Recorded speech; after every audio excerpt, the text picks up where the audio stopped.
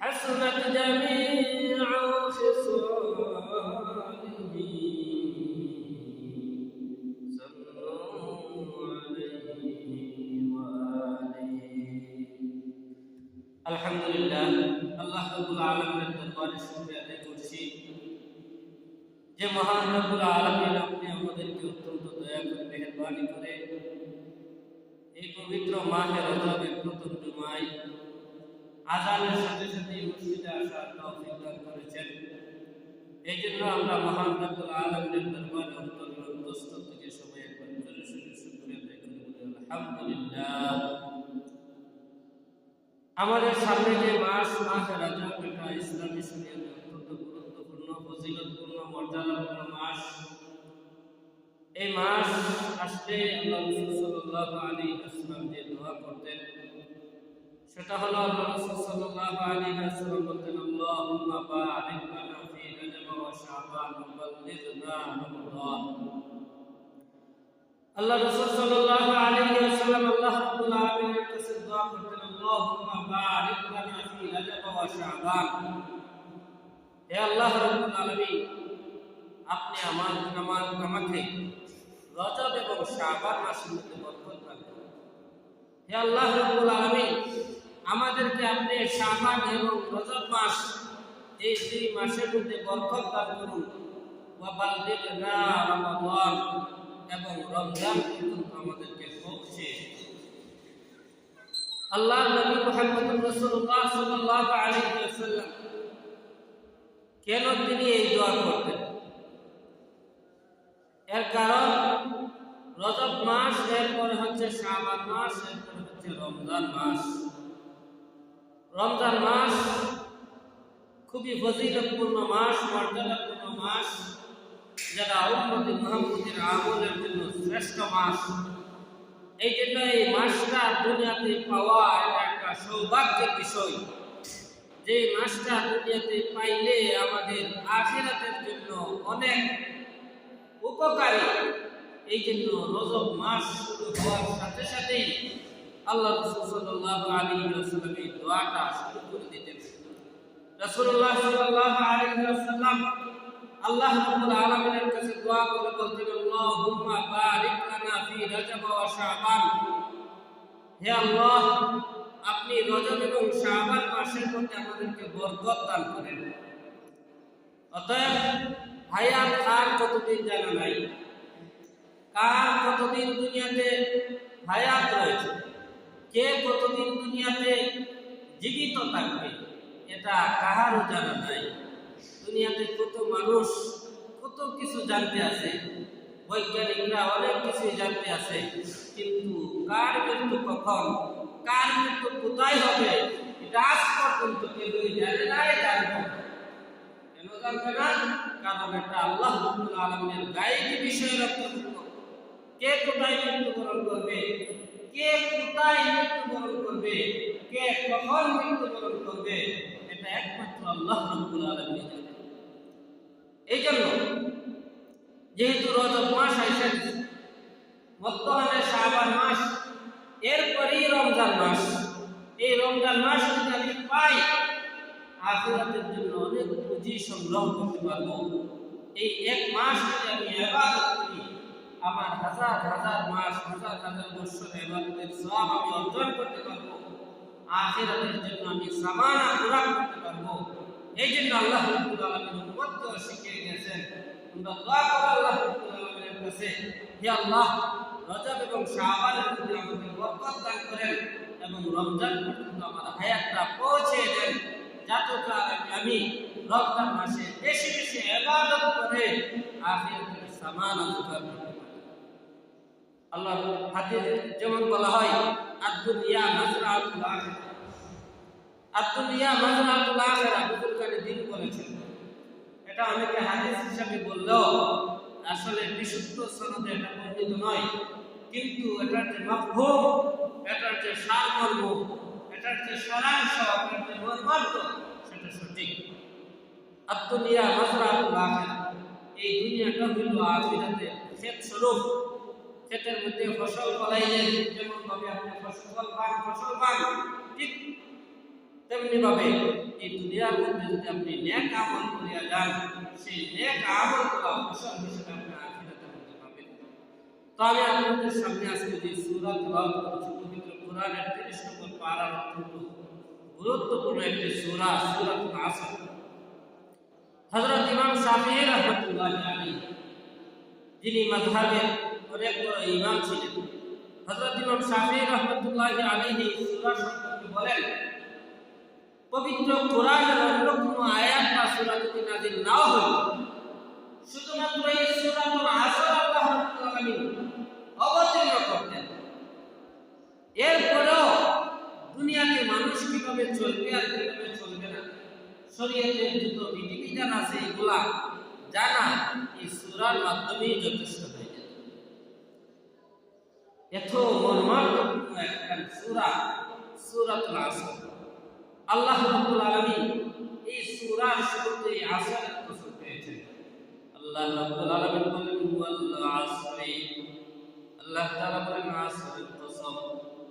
রাব্বুল আলামিন এখানে আসরের কসম পেয়েছেন, আল্লাহ তাআলা বলেন আসরের কসম। আসর শব্দের ব্যাখ্যা কি মুফাসসিরিনে কেরাম আসর শব্দের বিভিন্ন অর্থ বর্ণনা করেছেন। এর মধ্যে আসর শব্দের একটা অর্থ হলো সময়। আসর শব্দের একটা অর্থ হলো সময়।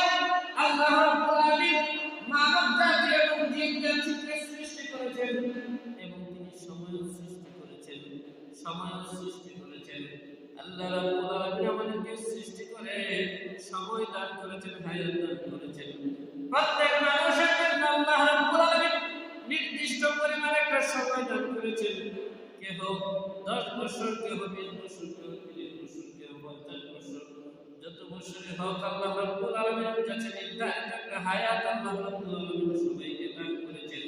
এই সময়ের মূল্য বোঝানোর জন্যই আল্লাহ রাব্বুল আলামিন এখানে আসরের কসম পেয়েছে। আল্লাহ রাব্বুল আলামিন আসরের কসম পেয়েছেন, আসরের শপথ করেছেন। কেন তিনি আসরের শপথ করলেন? আমরা জানি মাখলুকের জন্য, কোন মাখলুকের জন্য, কোন মাখলুকের জন্য, মানুষের জন্য একমাত্র আল্লাহ রাব্বুল আলামিন ছাড়া আর কারো নামে কসম খাওয়া যায় নয়। আল্লাহ রাব্বুল আলামিনের নাম ব্যতীত আর কারো নামে শপথ করতে পারবে না। ফুকাহায়ে কেরাম বলেন, কেহ যদি আল্লাহ রাব্বুল আলামিনের মর্যাদার সাথে সাদৃশ্য রেখে অন্য কারো নামে কসম খায়, সেই কসমটা তার শিরক হয়ে যাবে, সে ঈমানদার থেকে বের হইয়া মুশরিক হয়ে যাবে। কিন্তু যদি সে আল্লাহ রাব্বুল আলামিনের সাথে মর্যাদাপূর্ণ মনে না করে যদি কোনো সৃষ্টির নামে কসম খায়, এটা হবে কবিরা গুনাহ। এই জন্য কোনো মানুষের জন্য, কোনো সৃষ্টির জন্য আল্লাহ রাব্বুল আলামিন ছাড়া অন্য কারো নামে কসম খাওয়া যায় না। আমরা অনেককে দেখি সে আসমানের নামে কসম খাই, অনেককে দেখি আমরা জমিনের নামে কসম খাই, অনেককে আমরা দেখি তার পীর বাবার নামে কসম খাই। কয়েক বছর আগে দেখছিলাম একজন বড় আলেম, বড় বক্তা, প্রান্তকার এক বড় বক্তা তার আলা হযরতের নামে কসম পেয়েছে। বলেন নাউযুবিল্লাহ। না না, আলা হযরতের বড় হযরত পীর বাবা দুনিয়ার কোন সৃষ্টি কারণ আমি কসম খাওয়া যাবে না। ফুকাহায়ে কেরাম বলেন বলে সকলে একমত, কসম একমাত্র আল্লাহর নামেই খেতে হবে, শপথ একমাত্র আল্লাহ রাব্বুল আলামিনের নামেই করতে হবে, অন্য কারো নামে শপথ করা যাবে না। এই যে যারা আসমানের কসম খায়, জমিনের কসম খায়, শাহজালাল রাহমাতুল্লাহর কসম খায়, শাহজালাল রাহমাতুল্লাহর কসম খায়, যদি আপনার কসমটা দেখতে অনেক সুন্দর, আপনি অনেক বড় একজন আল্লাহর ওলির নামে কসম খেয়েছেন, কিন্তু এই কসমটা হয়ে গেছে আপনার আল্লাহ রাব্বুল আলামিনের বিধানের উপরে কসমটা হয়ে গেছে রাসূলুল্লাহ সাল্লাল্লাহু আলাইহি ওয়াসাল্লামের বিপরীত। এই জন্য যত বড় ওলির নামে কসম খান না কেন, এই কসমটা আপনার কবিরা গুনাহ এবং পর্যায়ক্রমে এটা শিরক হয়ে যাবে। মাখলুকের জন্য আল্লাহ ছাড়া কারো নামে কসম খাওয়া যায় তাই, কিন্তু আল্লাহ রাব্বুল আলামিন কার নামে কসম খাইবেন? পবিত্র কোরআনে আল্লাহ রাব্বুল আলামিন বিভিন্ন জিনিসের কসম খেয়েছেন। আল্লাহ তাআলা বলেন ওয়াত-তিনি ওয়াজ-যাইতুন, আল্লাহ রাব্বুল আলামিন বলেন ওয়াল ফাজরি আল্লাহ রাব্বুল আলামিন এইভাবে বিভিন্ন জিনিসের কসম তিনি পবিত্র কোরআনের মধ্যে খেয়েছেন। কেন তিনি কসম খান? মুফাসসিরিন কেরামগণ বলেন আল্লাহ রাব্বুল আলামিন যে বস্তুর কসম খান সেই বস্তুর গুরুত্ব এবং মর্যাদা বুঝিয়ে থাকে। আল্লাহ রাব্বুল আলামিন যে বস্তু সমূহের কসম তিনি পবিত্র কোরআনে করেছেন এগুলোর দ্বারা উদ্দেশ্য হচ্ছে ওই বস্তুটার গুরুত্ব বোঝানো। এই জন্য আল্লাহ রাব্বুল আলামিন এই সূরায় ওয়াল আসরি সময়ের কসম খেয়েছেন। এর দ্বারা তিনি সময়ের গুরুত্ব বুঝিয়েছেন। আল্লাহ রাব্বুল আলামিন বুঝিয়েছেন আমার বান্দা এবং বান্দিরা আমি আল্লাহ রাব্বুল আলামিন তোমাদেরকে সৃষ্টি করেছি। আমি আল্লাহ রাব্বুল আলামিন তোমাদেরকে সৃষ্টি করেছি এবং হায়াত নামক সময় দিয়েছি মূল্যবান সময়। এই সময়টা তোমরা নষ্ট করিও না। এই সময়টা তোমরা গুনাহের কাজে নষ্ট করিও না। এই সময়টা তোমরা আমি আল্লাহ রাব্বুল আলামিনের অবাধ্যতায় নষ্ট করিও না। এই সময়টা তোমরা আমার হাবিব সাল্লাল্লাহু আলাইহি হযরত মুহাম্মদ রাসূলুল্লাহ সাল্লাল্লাহু আলাইহি ওয়াসাল্লাম কাজ করে নষ্ট করিও না। সময়টা তুমি কাজে লাগাও, কারণ কখন তোমার শেষ হয়ে যাবে তুমি বলতে পারবে না। এই জন্য আল্লাহ রাব্বুল আলামিন সময়ের কসম পেয়েছেন। আল্লাহ রাব্বুল আলামিন এখানে সময়ের গুরুত্ব বোঝানোর জন্য সময়ের কসম পেয়েছেন। আবার কেউ বলেন ওয়াল আসর, এখানে আল্লাহ রাব্বুল আলামিন আসরের কসম পেয়েছেন, আসরের নামাজের কসম পেয়েছেন। এখানে আসর বলার উদ্দেশ্য হচ্ছে আসরের নামাজের কসম পেয়েছেন আল্লাহ রাব্বুল আলামিন। কেন তিনি আসরের নামাজের কসম পেয়েছেন? আসরের নামাজের কসম পেয়েছেন তিনি আসরের নামাজের গুরুত্ব বোঝানোর জন্য। বহু মানুষ আছে যারা কাজ শুরু করে ফজরের পরে কাজ শুরু করে, জোহরের সময় বিরতি নিয়ে খাওয়া দাওয়া করে আবার কাজ শুরু করে আসরের নামাজ পড়তে যায় বলতে পারে না, আসরের নামাজ সে পড়ে না। কিন্তু আল্লাহ রাব্বুল আলামিন আসরের নামাজের বেশি গুরুত্ব দিয়েছেন। আল্লাহ রাব্বুল আলামিন আসরের নামাজকে পবিত্র কোরআনে সালাতুল উস্তা বলেছেন।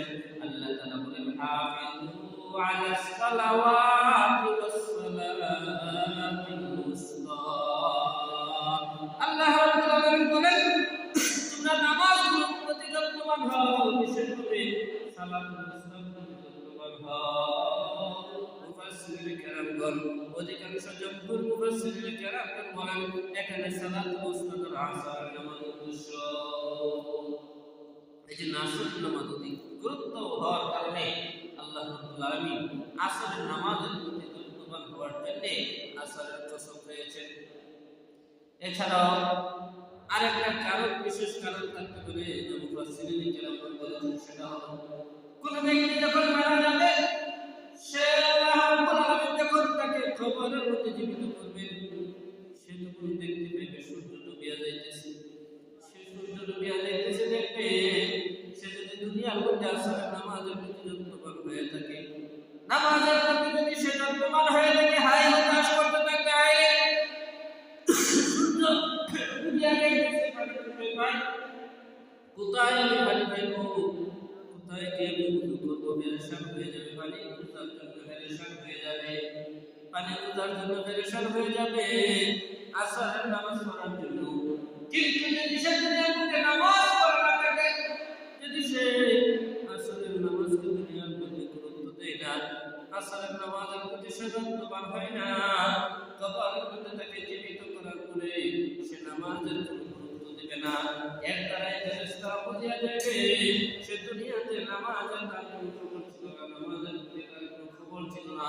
কিন্তু যখন সে আসরের নামাজের জন্য পাগল করা হয়ে যাবে, মুনকার নাকির ফেরেশতা যখন আসবে তাকে জিজ্ঞাসাবাদ করার জন্য, যখন দেখবে সে আসরের নামাজের জন্য পাগল, তখনই ফেরেশতারা বুঝে যাবে ওই বান্দারা দুনিয়াতে নামাজ ছিল, বান্দারা দুনিয়াতে মুমিন ছিল, বান্দারা দুনিয়াতে আল্লাহ রাব্বুল আলামিনের পাগল ছিল। এই জন্য ফেরেশতারা তারা সওয়াল জবাব করবে না, তাকে বিনা হিসেবে জান্নাতে দিয়ে দিবে। এই জন্য আমরা কবরের মধ্যে যদি আমরা নামাজের প্রতি, আসরের নামাজের প্রতি গুরুত্ব দেই, এটি বোঝা যায় যে আমরা দুনিয়ার মধ্যে নামাজের পরকালে যদি আমরা সেই সময়টা দেখেও নামাজের দিকে আমরা উৎসাহী না হই, এটি বোঝা গেল নামাজের প্রতি আমরা দুনিয়ার মধ্যে যত্নবান ছিলাম না। এই জন্য আল্লাহ রাব্বুল আলামিন বলেন, হাফিজু আলাস সালাওয়াতি ওয়াস সালাতিল উসতা। আল্লাহ রাব্বুল আলামিন বলেন, তোমরা নামাজের প্রতি যত্নবান হও, বিশেষভাবে সালাতুল উসতার প্রতি যত্নবান হও। আল্লাহ রাব্বুল আলামিন আসরের কসম খেয়েছেন। কেন তিনি আসরের কসম খেয়েছেন? এই প্রথম নম্বর ব্যাখ্যা বললাম, সময়ের কসম খেয়েছেন। দ্বিতীয় নম্বর হলো তিনি আসরের হায়াত দ্বারা দিয়েছেন, হায়াতের কসম খেয়েছেন। তৃতীয় নম্বর হলো আসরের দ্বারা তিনি আসরের নামাজের কসম খেয়েছেন। অর্থাৎ আসরের নামাজের প্রতি গুরুত্ব দিতে হবে। যেহেতু আমাদের সময় নির্দিষ্ট নাই, কাল কখন মৃত্যু হয়ে যাবে নির্দিষ্ট নাই, এই জন্য রজব মাস আসলে শুধুমাত্র 1 মাস বাকি রমজান মাস আসিয়া যাইবে। আল্লাহ রাসূল সাল্লাল্লাহু আলাইহি ওয়াসাল্লাম তখন দোয়া করতেন, আল্লাহুম্মা বারিক লানা ফি রাজব ওয়া শাবান ওয়া বাল্লিগনা রমাদান। রব্বুল আলামিন, রজব এবং শাবানের মধ্যে আপনি আমাকে আমাদেরকে বরকত দান করেন এবং রমজান পর্যন্ত আমাদেরকে পৌঁছিয়ে দেন। এই দোয়াটা করলে কি হবে? মুহাদ্দিসিনে কেরাম বলেন, এই দোয়াটা করলে যার হায়াত নির্ধারিত থাকে রজব পর্যন্ত, যার হায়াত নির্ধারিত শাবান পর্যন্ত থাকে, আল্লাহ রাব্বুল আলামিন তার দোয়ার বদৌলতে রমজান তারে পাওয়াইয়া দেব। দোয়ার মাধ্যমে আল্লাহ রাব্বুল আলামিন হায়াতের সময় পরিবর্তন করে দেন। এই জন্য আল্লাহ রাব্বুল আলামিন রমজান পাওয়াইয়া দেব। মুহাদ্দিসিনে কেরাম বলেন, কেউ যদি এই দোয়া করার পরে রমজান মাস নাও পায়, এরপর আল্লাহ রাব্বুল আলামিন তারে রমজান মাসের সওয়াব তার আমল নামায় দিয়ে দিবে। এই জন্য এই দোয়াটা আল্লাহুম্মা বারিক লানা ফি রাজব ওয়া শাবান ওয়া বাল্লিগনা রমাদান, এর হাদিস যদিও অনেক মুহাদ্দিসিনে কেরাম দুর্বল করেছেন, যায়েদ বলেছেন, কিন্তু আবার মুহাদ্দিসিনে কেরাম এই কথাটাও বলেছেন যে যায়েদ হাদিস আমলের ফজিলতের ক্ষেত্রে গ্রহণযোগ্য। আর এই হাদিসটা যেহেতু আমলের ফজিলতের ক্ষেত্রে, এই জন্য এই দোয়া কোনো সমস্যা নাই। কারণ রজব মাস আল্লাহ রাব্বুল আলামিনের কাছে একটা মর্যাদাপূর্ণ মাস। এই জন্য এই মাসে আমলের জন্য, বরকতের জন্য দোয়া করা এটা অবশ্যই জায়েজ। তো আল্লাহ রাব্বুল আলামিনের কাছে দোয়া করবেন, আল্লাহুম্মা বারিক লানা ফি রাজব ওয়া শাবান ওয়া বাল্লিগনা রমাদান। শুধু রজব ও শাবান মাসও, এরপরে রমজান মাস আপনি পেয়ে যাবেন। রমজান মাসের আমল এগুলো সম্পর্কে পরবর্তীতে বিস্তারিত আলোচনা করা হবে। রমজান মাসের আমল, রমজান মাসের মধ্যে আমল করলে কি সব হয়, এই সম্পর্কে আলোচনা পরবর্তীতে হবে ইনশাআল্লাহ। তো এই যে রজব মাস অত্যন্ত গুরুত্বপূর্ণ একটা মাস, এটা আসলে গরমের অন্তর্ভুক্ত। আল্লাহ রাব্বুল আলামিন পবিত্র কোরআনে বলেন, ইন্না ইদ্দাতাশ শুহুরি ইনদাল্লাহ, আল্লাহ রাব্বুল আলামিনের কাছে মাস গণনায়, আল্লাহ রাব্বুল আলামিনের কাছে মাস গণনায় 12টা। আল্লাহ রাব্বুল আলামিনের কাছে মাস গণনায় হচ্ছে 12টা। ফি কিতাবিল্লাহি, এটা আল্লাহ রাব্বুল আলামিনের কিতাবের মধ্যে লিখিত আছে। লাওহে মাহফুজের মধ্যে লিখিত আছে, ওয়া খালাকাস সামাওয়াতি ওয়াল আরদ, যেদিন আল্লাহ রাব্বুল আলামিন আসমান এবং জমিন সৃষ্টি করেছেন সেই সময় থেকেই আল্লাহ রাব্বুল আলামিন সূরাতুত তাওবা এই 37 নম্বর আয়াতে বুঝাইতে চেয়েছেন, যখন থেকে আল্লাহ রাব্বুল আলামিন আসমান এবং জমিন সৃষ্টি করেছেন, তখন থেকে আল্লাহ রাব্বুল আলামিনের কাছে নির্ধারিত যা লাওহে মাহফুজে লিখিত আছে, সেখানে মাসের সংখ্যা 12টা। যে মাসের সংখ্যা 12টা, যে আল্লাহ রাব্বুল আলামিন যে আসমান এবং জমিন সৃষ্টি করেছেন সেই সময় থেকেই নির্ধারণ করে রেখেছেন। তো এই আরবি মাস, এর দ্বারা বোঝা গেল আল্লাহ রাব্বুল আলামিনের কাছে আরবি মাস হলো সবচেয়ে বেশি গ্রহণযোগ্য। এই আরবি মাস এগুলো হচ্ছে 12টা। এরপরে আল্লাহ রাব্বুল আলামিন বলেন, মিনহা আরবাআতুন হুরুম, এর মধ্যে 4টি মাস আছে সবচেয়ে বেশি সম্মানিত, যেগুলোর আশহুরে হুরুম বলা হয়।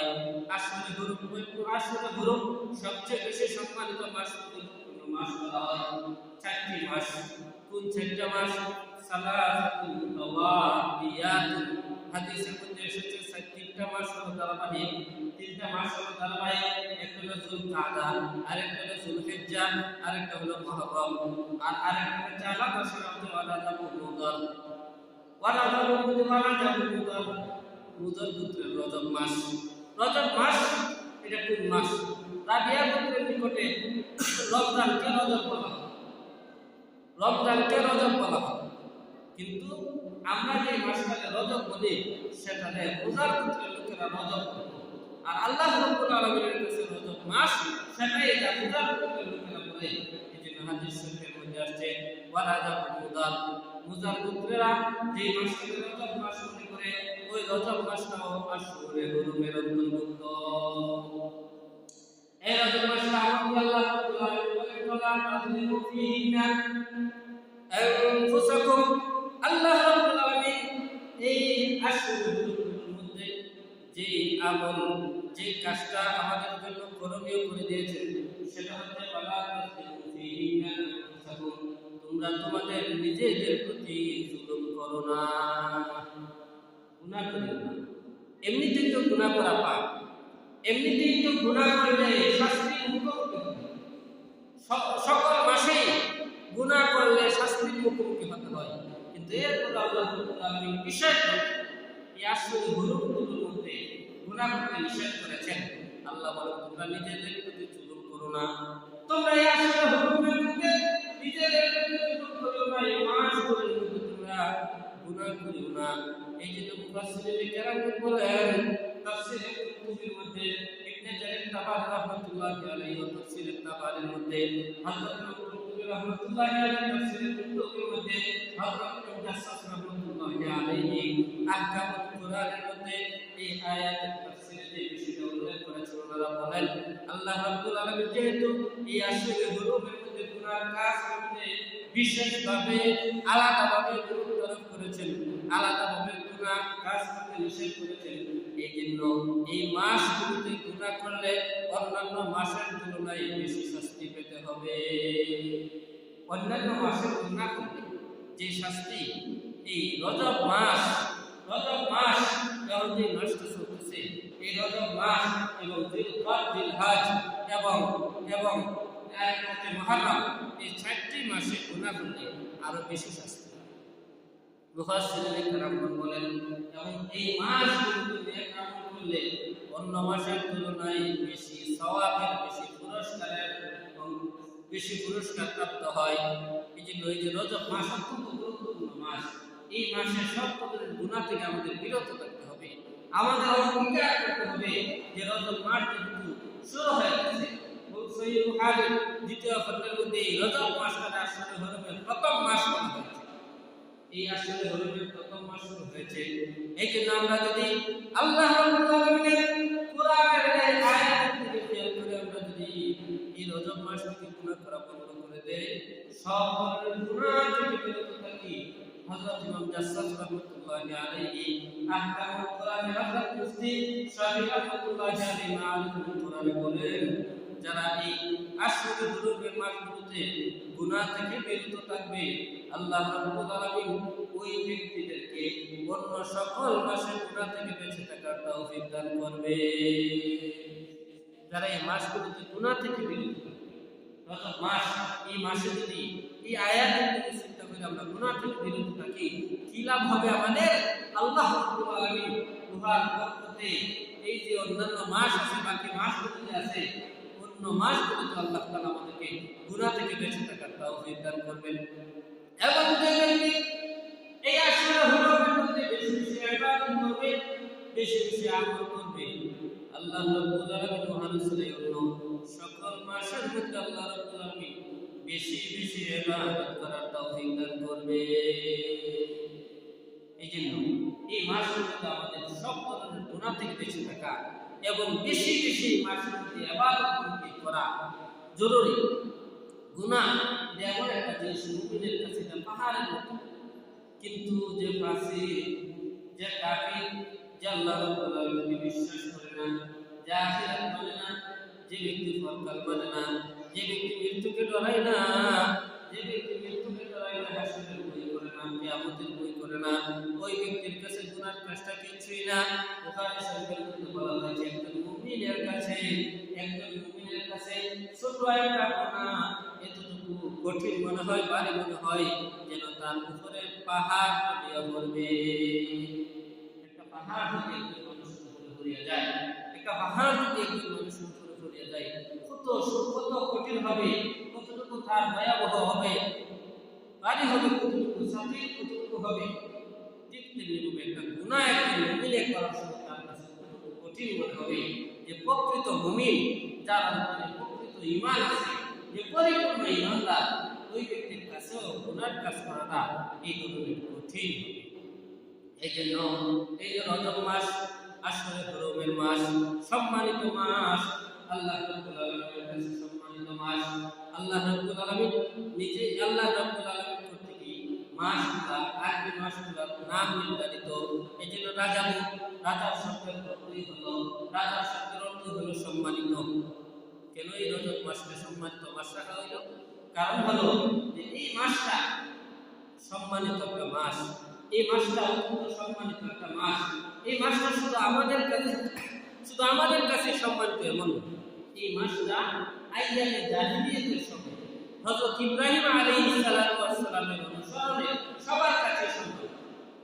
হযরত ইব্রাহিম আলাইহিস সালামের সময় থেকে আসলে হরমের যে মাসগুলো, এগুলো সম্মানিত। এই জন্য এই মাসগুলোতে আইয়ামে জাহিলিয়াতের যুগে মুশরিকরা সব ধরনের যুদ্ধ বিগ্রহ করা হারাম। এর মধ্যে সব মাসে যুদ্ধ করা যায়, আর কত যুদ্ধের জন্য পাগল, কোনো কিছু উপলক্ষ আসলে একে অপরের সাথে যুদ্ধ করতো, এক কিন্তু আরেকজনের সাথে যুদ্ধ করতো। এরা একজন আরেকজনের সাথে কতল করা, একজনের নিহত করা, মারামারি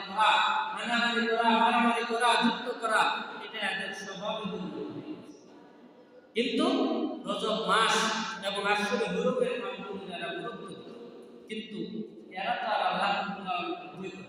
এই জন্য কিছু মানুষ আছে যারা এই মাসগুলোকে পরিবর্তন করে দিয়েছে। কোনো সময় দেখা যেত এরা কি করতো, রজব মাসে পরিবর্তন করে এটা উল্টাই লিখত, অথবা এরা মহরমকে পরিবর্তন করে সফরে নিয়ে লিখত, সফরে মহরমে নিয়ে আসে। আল্লাহ রাব্বুল আলামিন বলেন যালিকা দীনুল কাইয়্যিম, আল্লাহ রাব্বুল আলামিন বলেন এটা হচ্ছে প্রতিষ্ঠিত দিন, প্রতিষ্ঠিত বিধান। আল্লাহ রাব্বুল আলামিন কর্তৃক প্রতিষ্ঠিত বিধান, আসলে ধর্মের মানগুলো নির্ধারিত। এই জন্য এইগুলোকে পরিবর্তন করার অধিকার দুনিয়ার কারণে। এই জন্য আল্লাহ রাব্বুল আলামিন আমাদেরকে যে ইসলাম প্রদান করেছেন, আল-ইয়াওমা আকমালতু লাকুম দীনাকুম ওয়া আতমামতু আলাইকুম নি'মাতি ওয়া রাদিতু লাকুমুল ইসলাম দীনা। আল্লাহ রাব্বুল আলামিন বলেন আমি তোমাদের জন্য তোমাদের দিনকে পূর্ণ করে দিলাম, পরিপূর্ণ করে দিলাম। ওয়া আতমামতু আলাইকুম নি'মাতি, আমার নিয়ামতকে পূর্ণ করে দিলাম। ওয়া রাদিতু লাকুমুল ইসলাম দীনা, এবং একমাত্র ইসলাম ধর্মকে তোমাদের জন্য মনোনীত করে দিলাম। এই যে ইসলাম ধর্ম পরিপূর্ণ ধর্ম, এই ধর্মের মধ্যে পরিবর্তন করার অধিকার কারো নাই, কোনো বিধান পরিবর্তন করার অধিকার নাই। আল্লাহ রাব্বুল আলামিন প্রত্যেকটা মানুষকে জন্ম থেকে নিয়ে করে মৃত্যু পর্যন্ত কি করতে হবে, কিভাবে চলতে হবে, সব কিছু বর্ণনা করে দিয়েছেন। পবিত্র কোরআনে আল্লাহ রাব্বুল আলামিন সব কিছু বর্ণনা করে দিয়েছেন, এবং কোরআন তাফসীর হিসেবে আল্লাহ রাসূল সাল্লাল্লাহু আলাইহি ওয়াসাল্লাম অসংখ্য অগণিত হাদিসের মধ্যে আমাদের কিভাবে দুনিয়াতে চলতে হবে বিধান করে দিয়েছে। এই জন্য আমি যে সূরা আপনাদের সামনে তেলাওয়াত করলাম, সূরাতুল আসর, এখানে আল্লাহ রাব্বুল আলামিন আসরের কসম করেছেন, সময়ের কসম করেছেন। এতে বোঝা গেল সময়ের প্রতি আমাদের গুরুত্ব দিতে হবে। আল্লাহ রাব্বুল আলামিন আসরের কসম করে বলেন ওয়াল আসরি, আসর ইন্নাল ইনসানা লাফি খুসর। আল্লাহ রাব্বুল আলামিন বলেন নিশ্চয় মানুষের ক্ষতির মধ্যে রয়েছে, নিশ্চয়ই মানুষ ক্ষতিগ্রস্তের মধ্যে রয়েছে।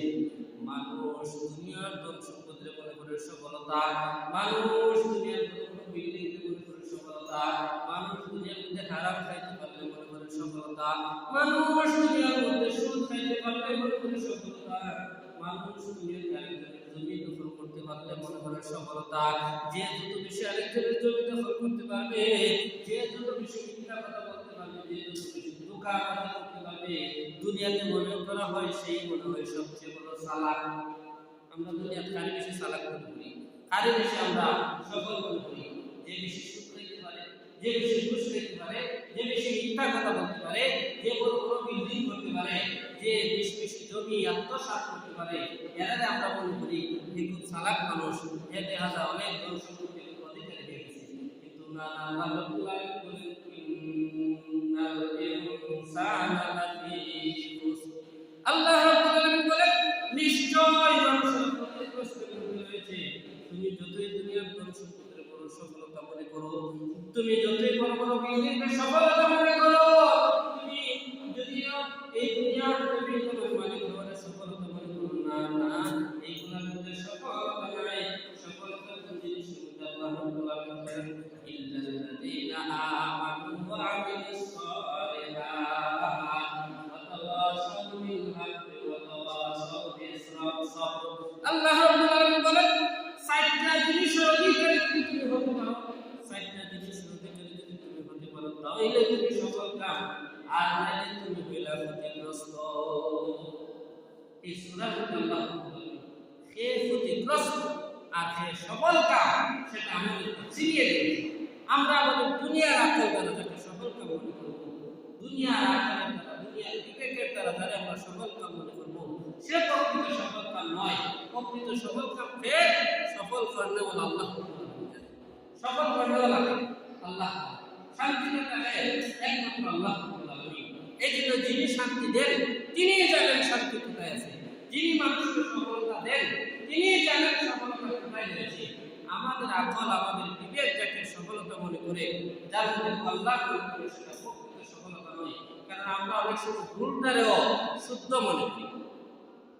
নিয়ম সব কিছু হয়ে দিল, মূল জিনিস জানা লাগে, মূল জিনিস জানা লাগে। যেমন আমি একটা গল্প বলি, আগেও কয়েকবার বলছিলাম যে এক ব্যক্তি আসছিল আমাদের বাংলাদেশের কাবুল থেকে বেড়ানোর জন্য। কাবুল থেকে আসছিল বেড়ানোর জন্য দেশের মধ্যে, আমাদের দেশের বন্ধুর বাড়িতে আসলো। ওই বন্ধুর সাথে সে মার্কেটে গেল ঘোরাফেরা করার জন্য, বন্ধুর সাথে বাজারে গেল ঘোরাফেরা করার জন্য। তখন সে বলতেছে হাই हाय मेरे दोस्त, तुम्हारे मन में कोई फल है, कोई मजेदार फल है?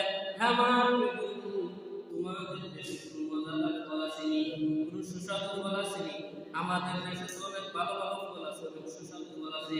আমাদের দেশে অনেক ফল আছে, ফল আছে, বেদানা আছে, মাংলা আছে, অনেক ধরনের ফল আছে, কিন্তু তোমাদের দেশে কোন সুস্বাদু ফল আসেনি। বন্ধু তখন চিন্তা করতে লাগলো, যারা দেশে তো আম ফল হয়, যারা দেশে তো মাংলা ফল হয়, যারা দেশে তো কমলা ফল হয়, যারা দেশে তো আরো অনেক ধরনের সুস্বাদু ফল হয়, কিন্তু আমাদের দেশে কোন ফল আছে?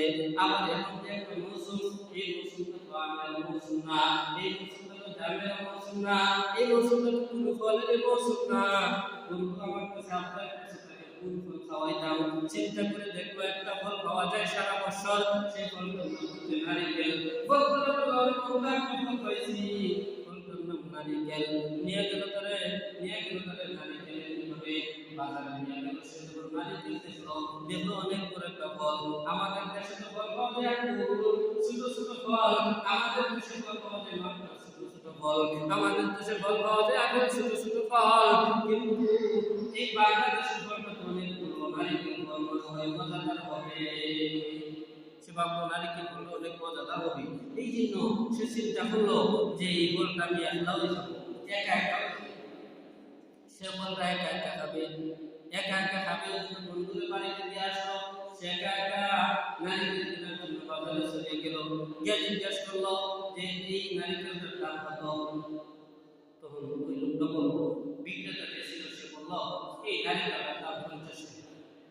বললো মাত্র 50 টাকা? এত বড় ফল, এত বড় ফল মাত্র 50 টাকা? সে আরো খুশি হইয়া জুনা একটা নারিকেল খাবে কোথায়? মানুষের সামনে যদি খায় তাহলে মানুষেরা চাইতে পারে। এই জন্য সে ইচ্ছা করলো যে নারিকেল ফলটা সে একা একা খাবে। এই জন্য সে ফলটা নিয়ে চলে গেল আপনার আলাদা একটা জঙ্গলে। এখানে কোনো মানুষ নাই, সে একা একা। কিভাবে যাবে তো তার জানা নাই। সে তো বাংলাদেশি মানুষ না, সে যে দেশের মানুষ, সে দেশে নারিকেল ফল নাই, কিভাবে যাবে?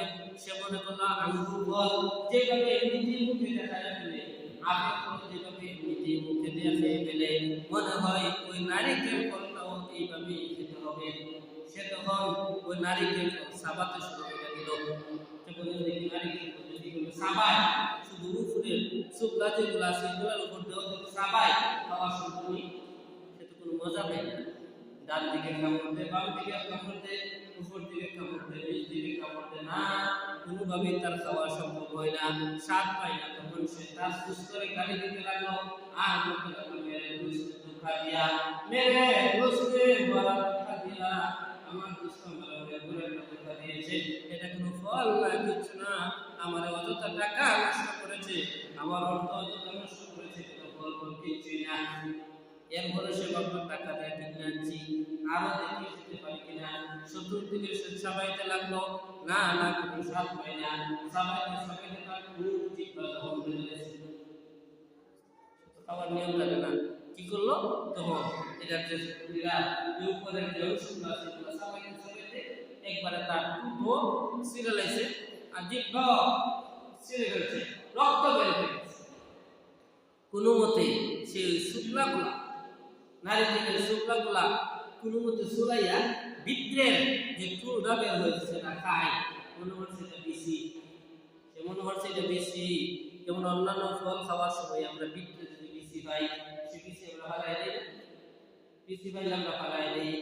যেমন আমরা আমরা যখন খেজুর খাইব, খেজুরের ভিতরে বেশি আমরা ফালাই দিই, উপরের অংশ খাই, সে ভাবলো এই চুল যেটা এটা মনে হয় বিচি, বিচি খাই দিয়া, তো এটা বিচি ফালাই দিছে, আসল জিনিসটা ফালাই দিছে। আর শুকলা যেগুলো সেগুলো সে আবার খাওয়া শুরু করছে, কিন্তু কোনোভাবে তো স্বাদ পায় না, বরং আর তার শরীর জখম হয়ে গেছে। কেন সে স্বাদ পাইল না? কারণ সে চিনছে না এটা নারিকেল কিভাবে খেতে হয়। বন্ধুকে গালি দিতে দিতে বন্ধুর বাড়িতে গেছে, কে বলে হাই মেরে দোস্ত তুম হামকো বড়া ধোঁকা দিয়া, আরে বন্ধু তুমি তো আমার অনেক বড় একটা ধোঁকা দিয়েছো। বন্ধু তো তার জিহ্বাকে কেউ বুঝে গেছে, তুমি একটা ঘটনা করছে, বুঝে গেছে যে ঘটনা একটা ঘটছে, নাইলে তো কি এরকম হওয়ার কথা না। তখন বন্ধু বলল কি হয়েছে? বলে তুমি আমার বলছো নারিকেল একটা ফল, কিন্তু নারিকেল তো আমি কোনো স্বাদ পাই না, বরং দেখো আমার মুখের অবস্থা, আমার চেহারা দিকে তাকাইয়া দেখো কি হয়েছে। বলে কি হয়েছে? বলে আমি নারিকেল খাইছিলাম, নারিকেলে তো কোনো স্বাদ পাই না, কোথায় খাইছো আমার নিয়ে যাও, ওই জায়গার মধ্যে নিয়ে গেল। বলে ওই জায়গা দেখা যায় এটা কি? বলে এই বিচি, হ্যাঁ বলে কিন্তু বিচি।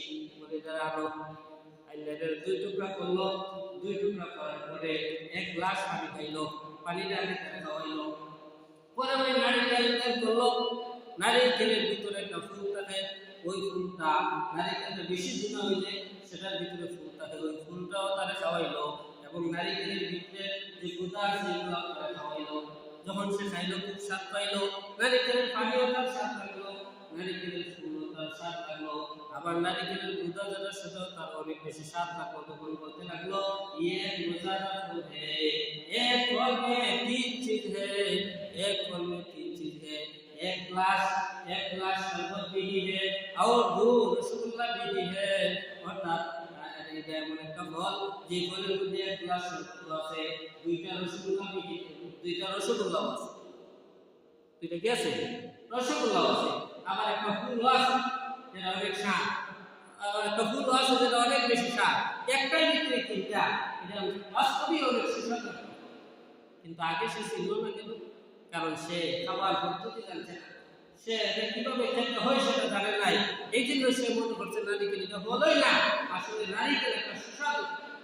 এই জন্য কোন জিনিসের মধ্যে শান্তি আর কোন জিনিসের মধ্যে সফলতা এটা আমরা অনেকেই জানি না, আমরা জানি না। এই জন্য আমরা মনে করি বড় বড় বিল্ডিং বানাইতে পারলে ওইটার মধ্যে রয়েছে আমার শান্তি, আমি মনে করি আমি অনেক জমি মালিক হইব সেটার মধ্যে রয়েছে আমার শান্তি, আমি মনে করি আমার টাকা পয়সা অনেক হলে সেটার মধ্যে রয়েছে আমার শান্তি, আমি মনে করি একজনের সাথে বাটপাড়ি ধোঁকাবাজি করতে পারলে আমি সফল কাম, আমি অনেক বড় চালাক। না না, আল্লাহ রাব্বুল আলামিন বলেন তুমি ক্ষতিগ্রস্ত, ইন্নাল ইনসানা লাফি খুসর, সমস্ত মানুষ ক্ষতিগ্রস্ত।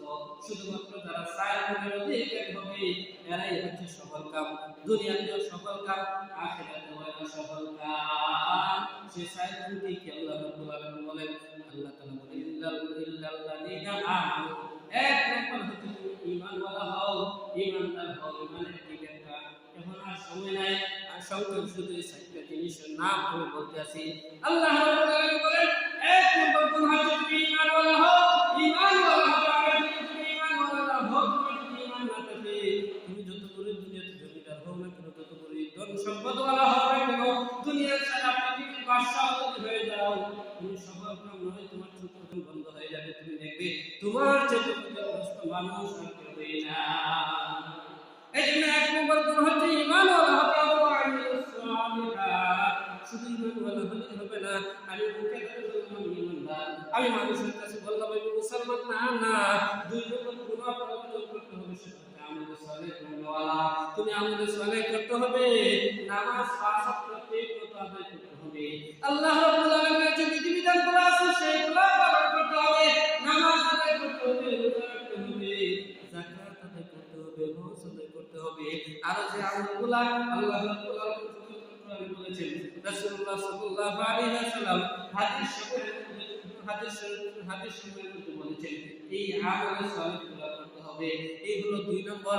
তৃতীয় নম্বর হলো ওয়াতাওয়াসাউ বিল হাক্কি, মানুষদেরকে হকের দাওয়াত দিতে হবে। শুধু নিজে আমল করলেই হবে না, নিজে শুধু আমল করলেই হবে না, বরং আপনার সন্তান আছে নামাজ পড়ে না, আপনার স্ত্রী আছে নামাজ পড়ে না, আপনার অধীনস্থ মানুষ আছে নামাজ পড়ে না, আপনিও নামাজে আসবেন, আপনার সন্তানকে বলবেন নামাজে যাও, আপনার স্ত্রীকে বলবেন নামাজ পড়ো, আপনার আত্মীয় স্বজন যারা আপনার অধীনস্থ আছে যারা আপনার কথা মানবে, যারা আপনার অনুসরণ করে তাদেরকে বলবে নামাজ পড়ো, নামাজের দাওয়াত দিতে হবে, নিজেকেও নামাজ বানাতে হবে এবং আশপাশের যারা আছে সবাইকে নামাজ বানাতে হবে, সবাইকে আমল বানাতে হবে। ওয়াতাওয়াসাউ বিস সাবর, এবং এই নামাজ পড়তে গিয়া, ঈমান আনতে গিয়া, আমল সালেহ করতে গিয়া, হকের দাওয়াত দিতে গিয়া আপনার উপরে বিভিন্ন ধরনের মুসিবত আসবে, বিভিন্ন ধরনের কষ্ট আসবে, এইগুলা সহ্য করতে হবে। যারা এই চারটা কাজ করতে পারবে, ঈমানওয়ালা হবে, আমল সালেহ করেওয়ালা হবে, এবং যারা হকের দাওয়াত দেয় এবং সব ধরনের দুনিয়াতে মুসিবত সহ্য করে, ওই চার গুণের অধিকারী মানুষ হচ্ছে সফল কাম। এই চার গুণওয়ালা যদি তুমি না হও, দুনিয়ার সমগ্র পৃথিবীর বাদশা যদি হয়ে যাও, আল্লাহ রাব্বুল আলামিন বলেন তুমি